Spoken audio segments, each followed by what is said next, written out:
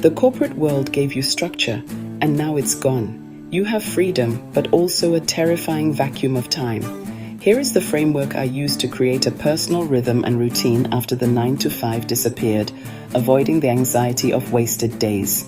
The hardest part of leaving the 9 to 5 isn't freedom, it's the silence. You leave behind a structure that has shaped your days, perhaps for decades, and step into a vast expanse of quiet. For years, an external system told you when to wake, when to move, when to focus. The commute was a built-in transition. Meetings were mandatory markers that broke up the hours. Now, the day arrives without a map, a clean slate that can feel less like a gift and more like a void. This newfound quiet can feel overwhelmingly large and, strangely disorienting, making you question what you should be doing with each passing minute. An anchor is a short, deliberate action that holds your day in place. Think of it as a small, sturdy post in an open field. It doesn't define the entire landscape, but it gives you a point of reference. The power of an anchor lies in its simplicity and its consistency. It is not a task to be completed, but a ritual to be experienced. It should be easy enough to do even on days when you feel low on energy or motivation. A morning anchor, for instance, could be the simple act of making a cup of tea, sitting by the same window for 5 minutes before looking at any screens. This small act signals the beginning of your day in a calm, intentional way. A midday anchor can serve as a crucial reset button. A 10-minute walk around the block at noon can break the day in half. Similarly, an evening anchor can help you close down the day. 10 minutes of reading a physical book, listening to a specific piece of music, writing down 3 things you noticed during the day. The objective, then, is not to fill every moment with frantic activity or to replicate the rigid schedule you just left. Instead, the goal is to gently shape the quiet, to give it form with small, sustainable supports and simple, repeatable steps that bring a sense of order and purpose back into your daily existence. The first step is to acknowledge the emptiness without judgment. You are not meant to have this figured out immediately. The skills that made you successful in a structured environment are not the same skills required to build a life from the ground up. This new chapter demands a different kind of discipline, one that is softer, more personal, and rooted in self-awareness rather than external expectation. It is a process of learning to listen to your own rhythms and needs, which may have been suppressed for a very long time. This is not about finding a new boss. It is about becoming your own gentle guide through the unstructured terrain of your newfound freedom. So, let us begin not with grand plans or ambitious goals, but with the smallest possible unit of structure, the anchor. An anchor is a simple, steady habit that helps you mark the passage of time. It doesn't need to be productive or impressive. It just needs to be consistent. It is a small, reliable point on your personal map, giving the formless day a familiar landmark. An anchor helps you feel grounded when the hours seem to stretch on endlessly. It is the first, quiet promise you keep to yourself, a way of saying, this is where I am and this is where I begin. Anchors do not consume your time, they frame it. The key is to start with just one. The morning sets the tone for the entire day. In a 9 to 5 job, mornings are a rush of external demands. The alarm clock, the commute, the first meeting. Without that structure, the morning can feel like a vast, empty expanse.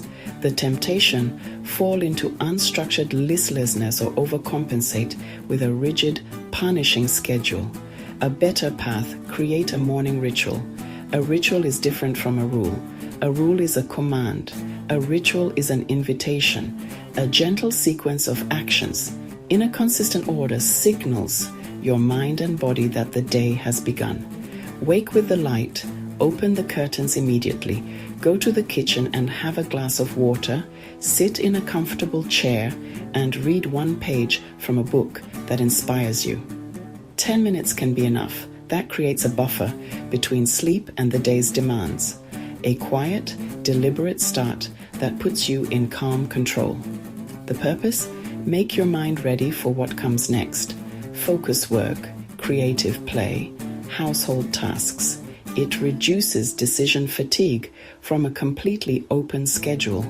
Instead of waking up and asking, "What should I do now?" your brain already knows the first few steps. If you plan focused work, the ritual is the on-ramp. Final step, sit at your desk, open a notebook. It's time to begin. Avoid filling the morning with big daunting tasks. The goal isn't to conquer the day before 9 a.m. The goal is to begin with intention and ease. Let your ritual be something you look forward to. It might include 5 minutes of gentle stretching, writing a single sentence in a journal, watching the birds outside your window. Small, repeated actions build a foundation of stability. They create a predictable, comforting start to days you design, transforming the morning from a source of anxiety into a source of quiet strength. Anchors become dependable beats in your daily rhythm, constants in a life that may otherwise feel variable and uncertain, providing stability without imposing rigidity. Once you have established a few small anchors, you can begin to think about a larger framework for your time. A common mistake is to believe that you need one perfect static schedule that you must follow every single day. This kind of rigidity is often what people were trying to escape from in the first place. A more sustainable and humane approach is to create a few different types of days that you can cycle through depending on your energy, priorities, and mood. This gives you structure without sacrificing flexibility. The idea is not to plan every minute, but to give each day a general theme or intention.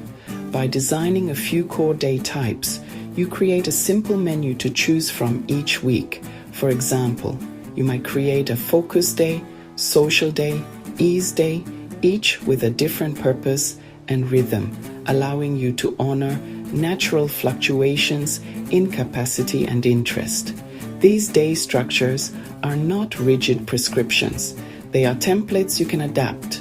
Protect mornings for deep work and decline invitations on focus days. Schedule coffees or classes on social days. Keep tasks light on ease days. Section 5. The Focus Day. For deep and meaningful work. A focus day is designed to create long, uninterrupted stretches, deep work, creative projects, complex problem solving. This is the day you set aside for work that truly matters. Writing a book, coding a project, developing a business plan, mastering a new skill. The key principle is minimizing distractions and context switching, protecting your most valuable resource, your attention. Start with your most powerful morning ritual. Block out 2 to 4 hours. Turn off notifications.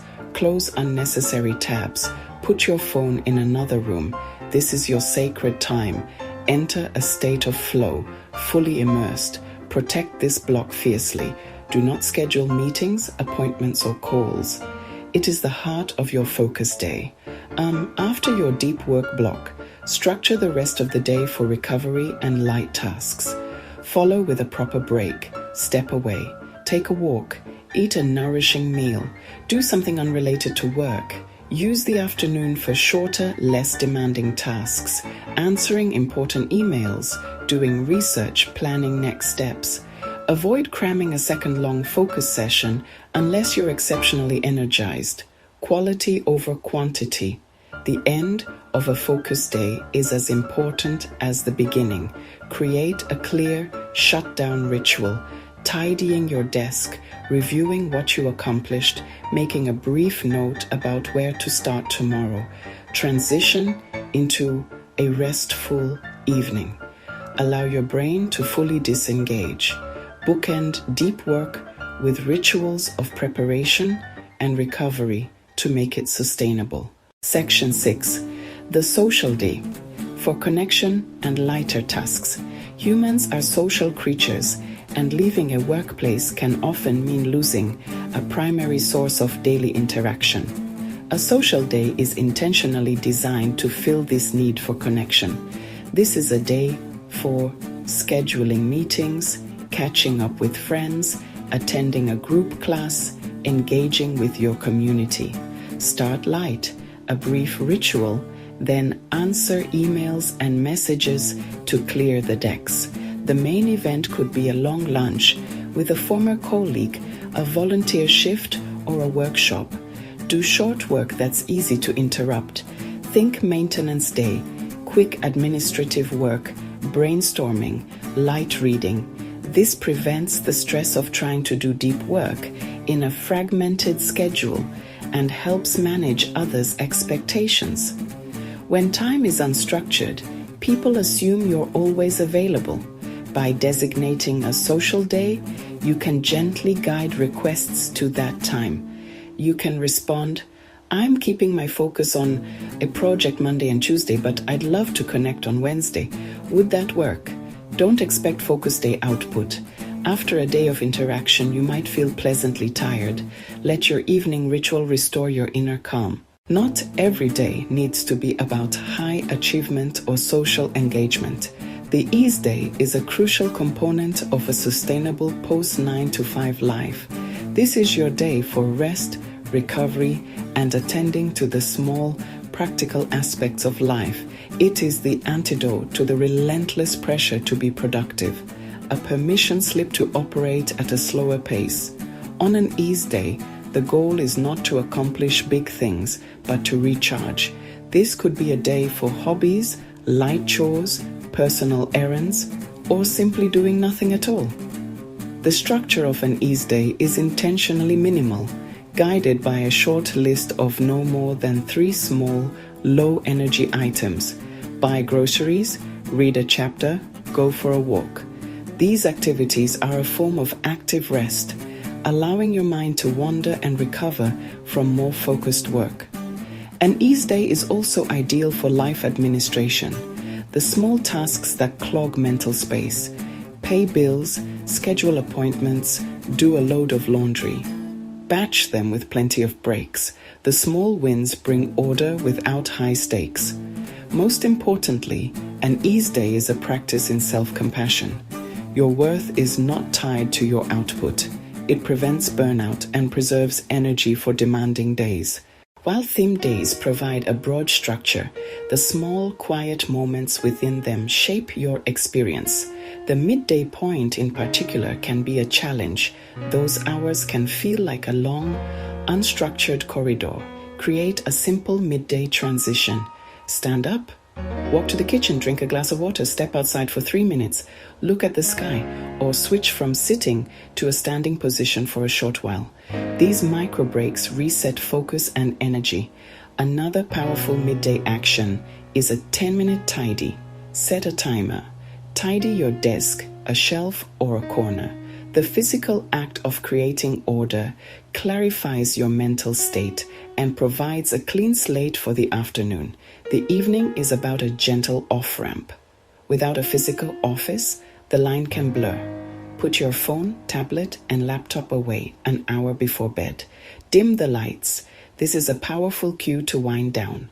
Choose calming, low-effort actions.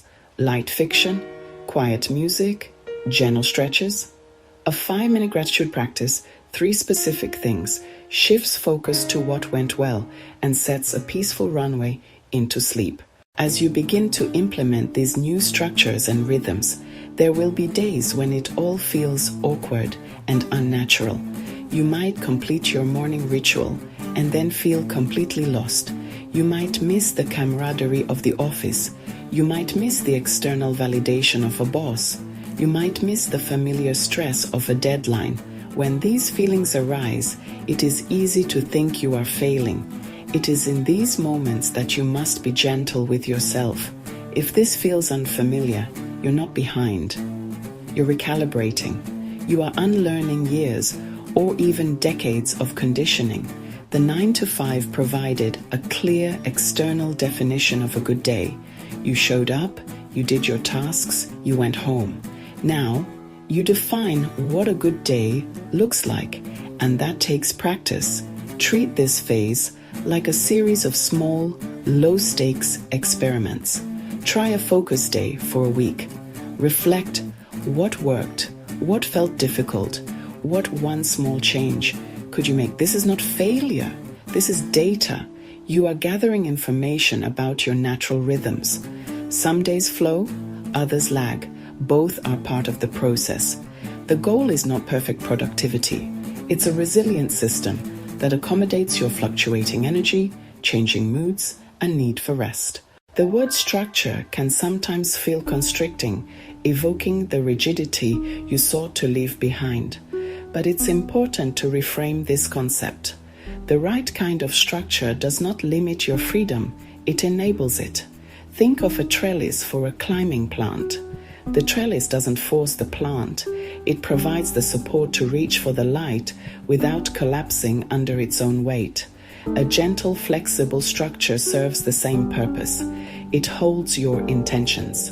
It's built from small choices: the morning anchor that grounds you, the themed day that gives intention, the evening ritual that brings peace. These are not rules from an external authority. They are promises you make to yourself. They are expressions of your values. If you value creativity, a focus day supports that. If you value community, a social day supports that. If you value well-being, an ease day supports that. Over time, small repeated actions build momentum. A single afternoon walk may not feel significant, but daily walks create renewal. One page a day seems small, but it becomes a book. Structure is what makes these consistent efforts possible and frees your mind from deciding what to do next, so you can pour energy into what brings meaning and joy. Structure doesn't control you, it supports you. It provides gentle lines to contain the quiet, transforming an empty void into a space of possibility. It is the rhythm that allows for rest, the container that holds your focus, the guide that leads you back to yourself when you feel adrift. It is the calm foundation upon which you can build your next chapter.